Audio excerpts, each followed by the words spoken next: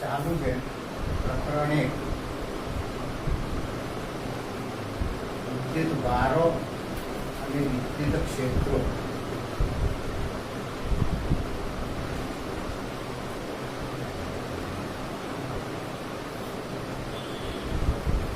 જો વિદ્યુત ભાર વિશેની જે સમજ આપણે આપી એમાં બે જ ઉદાહરણ ખાસ તમારે યાદ રાખવાના છે. પહેલા તો કાચનો સળિયો અને રેશમનું કાપડ, બે ધ્યાન રાખવાનું.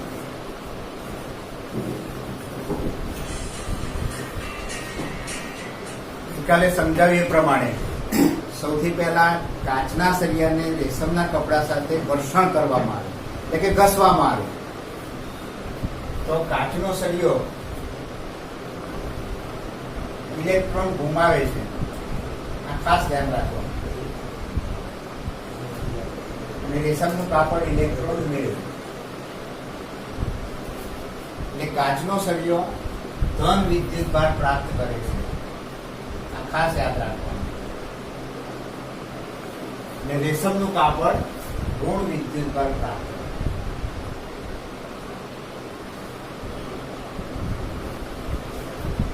હંમેશા યાદ રાખવાનું કે ઇલેક્ટ્રોન ગુમાવે એ ધન વિદ્યુત ભારિત બને અને જે પદાર્થ ઇલેક્ટ્રોન સ્વીકારે એ ઋણ વિદ્યુત ભારિત બને. એ આપણે જાણતા જ હોઈએ છીએ. હવે બીજો પ્રશ્ન એવો થાય છે કે કાચનો સળિયો અને રેશમનું કાપડ એકબીજા સાથે ઘસીને છૂટા પાડો એ ધન અને ઋણ વિદ્યુત ભાર પ્રાપ્ત કરે છે. પણ ધારો કે આપણે કાચનો સળિયો અને રેશમનું કાપડ એકબીજા સાથે જોઈન્ટ કરીએ અથવા સંપર્ક કરીએ તો એ બંને પદાર્થો તટસ્થ બની જાય છે. આ ખાસ ધ્યાન રાખવાનું. કાચનો સળિયો રેશમનું કાપડ ધન અને ઋણ વિદ્યુતભાર પ્રાપ્ત કરે ઘસ્યા પછી, પણ ધારો કે ઘસેલા પદાર્થો એકબીજાના સંપર્કમાં લાવીએ તે પાછા તટસ્થ બને છે. જે ઇલેક્ટ્રોન લીધા છે પાછા આપી દે એટલે બંને તટસ્થ બની જાય. આ વસ્તુ પણ ખાસ ધ્યાન રાખવાનું. એવું બીજું ઉદાહરણ પણ તમે લઈ શકો. આ મુદ્દાઓમાં આટલી વાત કરો. એટલે ધન અને ઋણ વિદ્યુત ભારો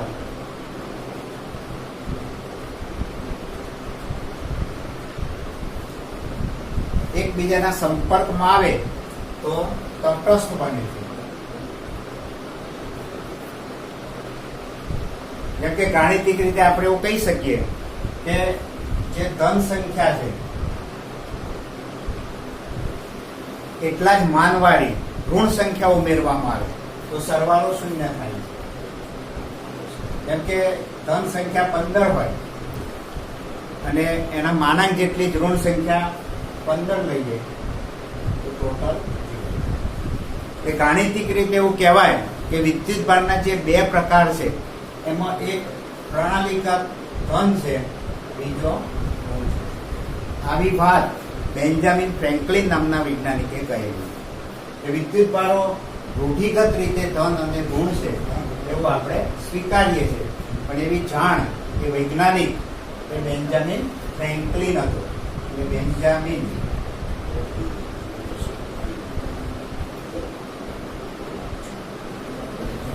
આ ટોપિકમાં આટલું ધ્યાન રાખે. આપણે હવે સમજી ગયા કે વિદ્યુત ભાર શું અને વિદ્યુત ભારના બે પ્રકાર અને વિદ્યુત ભાર ધન અને ઋણ એમાં સજાતીય વીજભારો વચ્ચે અપાકર્ષણ બળ લાગે. આ ખાસ સમજાવવાનું. સજાતીય વિદ્યુત ભારો વચ્ચે અપાકર્ષણ બળો લાગે અને વિજાતીય વીજભારો વચ્ચે આકર્ષણ બળ લાગે. મેઇન મુદ્દા આપણા ચર્ચા કરીએ.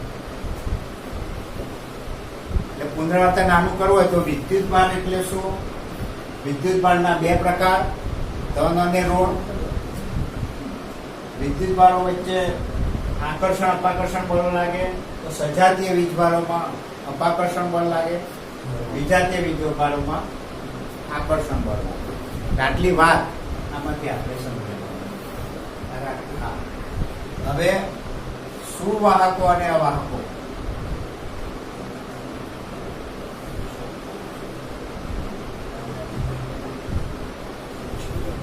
સુવાહક પદાર્થ અને અવાહક પદાર્થ કોને કહેવાય એના વિશે આપણે વિચાર કરીએ. તો સૌથી પહેલા આપણે ધ્યાન રાખીએ કે મરુની ગોળી છે અને ધાતુ પદાર્થ છે. તો ધાતુ પદાર્થ પર વિદ્યુતભાર મૂકવામાં આવે તો એ વિદ્યુતભાર ધાતુની સપાટી પર વિતરિત થાય છે. આવું ખાસ ધ્યાન રાખવું.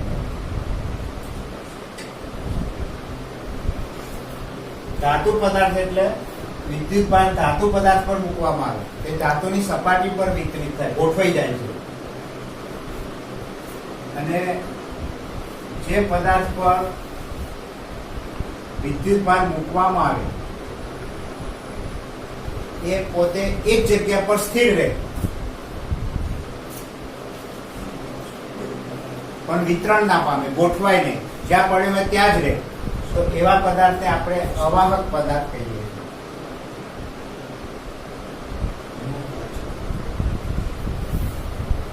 ધાતુ પદાર્થો વિદ્યુતનું વહન કરે છે. ધાતુ પદાર્થમાં વિદ્યુતભાર વહન પામે છે. ધાતુમાં ઇલેક્ટ્રોનનું વહન થાય છે. એટલે ધાતુ પદાર્થોને આપણે સુવાહક પદાર્થ એવું નામ આપવાનું.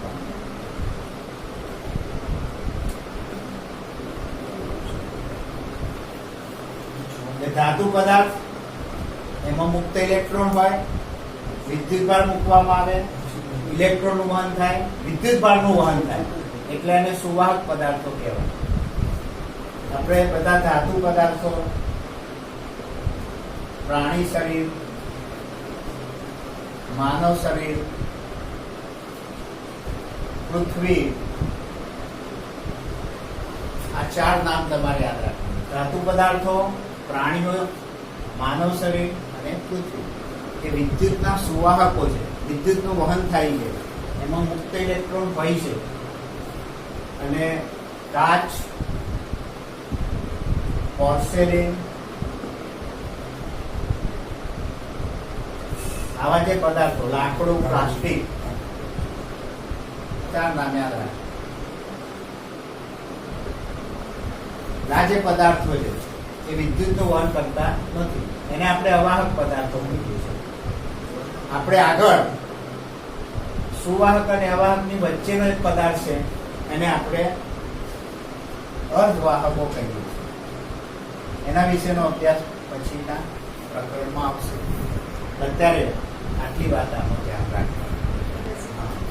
જો આજે આ ટોપિકમાં જે ભણ્યા એમાંથી ખાસ ધ્યાન રાખવાનું કે કાચનો સળિયો અને રેશમનું કાગળ, આ ઇલેક્ટ્રોન ગુમાવે, ઇલેક્ટ્રોન મેળવે, એટલે આ ધન વિદ્યુતભાર બને, આ ઋણ વિદ્યુતભારિત પદાર્થ. ધન અને ઋણ વિદ્યુતભારો ભેગા કરવામાં આવે, સંપર્ક કરવામાં આવે, તે પદાર્થો તટસ્થ બની જાય છે. જેમ કે કોઈ ધન સંખ્યા હોય અને એમાં એટલા જ મૂલ્યની ઋણ સંખ્યા ઉમેરીએ તો સરવાળો શૂન્ય થાય છે. જેમ કે કોઈ 15 સંખ્યા હોય અને -15 એમાં ઉમેરીએ તો જવાબ 0 આવે. આ 0 એટલે તટસ્થ, આ ધન અને આ ઋણ, આવો આપણો સાદો અર્થ કરે. વિદ્યુતભારના જે 2 પ્રકાર છે એ પ્રણાલિકા પ્રમાણે સરળતા માટે ધન અને ઋણ નામ આપેલા છે. એ નામ બેન્જામિન ફ્રેન્કલિને આપેલું. સજાતીય વિદ્યુતભારો વચ્ચે અપાકર્ષણ બળો લાગે, વિજાતીય વિદ્યુતભારો વચ્ચે આકર્ષણ બળો લાગે. આ સામાન્ય નિયમ આપણે જાણીએ. સુવાહકો અને અવાહકો. તો સૌથી પહેલા ધાતુ પદાર્થો છે એની અંદર મુક્ત ઇલેક્ટ્રોન હોય છે અને ધાતુ પદાર્થો પર વિદ્યુતભાર મૂકવામાં આવે તે વિદ્યુતભાર ગતિ કરે, વહન પામે, વિતરિત થાય અને પદાર્થમાં ગોઠવાઈ જાય છે. એવા પદાર્થોને આપણે સુવાહક પદાર્થો નામ આપેલું છે. અને સુવાહક પદાર્થોમાં ઉદાહરણ યાદ રાખવાના: ધાતુ, પ્રાણી શરીર, માનવ શરીર અને પૃથ્વી. જે પદાર્થ પર વિદ્યુતભાર મૂકવામાં આવે અને વિદ્યુતભાર ગતિ ના કરે, વિદ્યુતભાર સ્થિર રહે, વિદ્યુતભાર વહન ના થાય, તો એવા પદાર્થોને અવાહક પદાર્થો કહેવાય. અને એમાં કાચ, પોર્સેલિન, લાકડું, પ્લાસ્ટિક આવા પદાર્થો અવાહક પદાર્થો કહેવાય. એમનો વિદ્યુત અવરોધ ખૂબ વધારે હોય છે અને ધાતુમાં વિદ્યુત અવરોધ ખૂબ ઓછો હોય. આપણે ભવિષ્યમાં ભણવાનું આવશે પછીના ચેપ્ટરોમાં કે સુવાહકો અને અર્ધવાહકોની વચ્ચે પણ એક પદાર્થ આવે અવાહકો, અર્ધવાહકો. એ અર્ધવાહકોનો ટોપિક આપણે અત્યારે ભણવાનો નથી, પણ સુવાહક અને અવાહકની વચ્ચે અર્ધવાહકો આવે એ પછી ભણીશું. વાહકો પર આધારિત છે ઇલેક્ટ્રોનિક્સના ટોપિક.